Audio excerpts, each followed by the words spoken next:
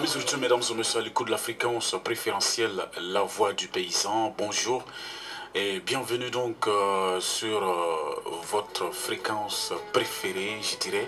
Je suis Herman Togo, chargé du conseil à l'exploitation familiale à la Fédération nationale des groupements NAM à Ouagadougou au Burkina Faso. Alors le conseil, c'est une démarche permanente d'accompagnement de producteurs, hommes et femmes, pour les aider à améliorer la vie de leur exploitation afin de mieux vivre du fruit du télétravail. Et aussi, ça permet aussi aux producteurs de s'améliorer au niveau social, je dirais des pratiques sociales. Parce que dans leur milieu de vie, ceux qui sont dans la démarche là sont comme des leaders, des paysans formateurs. Alors vraiment, ce qui est intéressant dans l'échange ou je dirais dans l'exercice de la fonction au niveau de la fédération, c'est une fédération qui est promue par les paysans, qui a été mise en place par les paysans et qui est dirigée par des paysans. Alors donc, toute difficulté ou je dirais tout projet qu'on monte en faveur des paysans, c'est dû à une difficulté rencontrée à la base. Maintenant, bon, ce qui est différent des structures étatiques, c'est que c'est un peu dicté du sommet à la base. Alors qu'ici, ça part de la base et vers le sommet. Donc vraiment, la dynamique est carrément différente.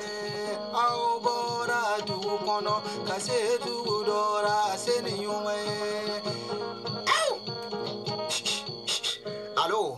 Allô? Oui? Ndiaye?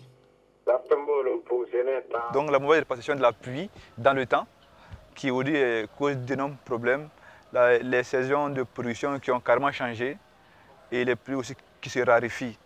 Alors qu'est-ce que nous on fait en tant que techniciens qui appuyons ces producteurs-là? On a des rencontres, des formations, aussi des visites d'échange interzones pour un peu amener le producteur aussi à s'adapter à tout ce qui est changement. S'il faut se cantonner à ta vieille position, vraiment tu risques d'être étonné ou même ne pas remplir ton grenier à la fin de la campagne. Alors donc on aide le producteur d'abord à avoir facilement accès à l'information. Et dans ce cadre aussi, on a une unité qui est la radio, la voix du paysan, qui vraiment nous aide à vulgariser rapidement tout ce qui est technologie, tout ce qui est innovation auprès des producteurs et vraiment de façon large. Parce que quand même la radio dépasse les 5 km et un rayon de 5 km. Chercher, je dirais, à découvrir avec le développement de toutes ces activités de maraîchage et d'élevage, aujourd'hui par exemple dans toutes ces familles-là, le niveau de vie s'améliore parce que les marges de production s'augmentent. On a la ration alimentaire qui s'améliore avec les fruits, légumes, tout ce qui est céréales. Donc tout ce qui est fin, tout ce qui est sous-alimentation, ça tend aujourd'hui à réduire. Aujourd'hui, on a des activités qui génèrent des revenus. Donc, par exemple, lorsqu'on a le maraîchage pratiqué par beaucoup de femmes, par beaucoup d'hommes, et même en plus de ça aussi, on a par exemple les moulins, les greniers de sécurité alimentaire pratiqués encore par ces mêmes villageois-là. Et ça fait que ça procure encore des sources et des revenus à toutes ces populations-là. Alors aujourd'hui, je dirais qu'il faut pour moi faire face à tout ce qui est changement.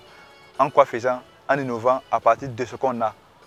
On a nos sols, on a nos barrages, on a vraiment notre milieu.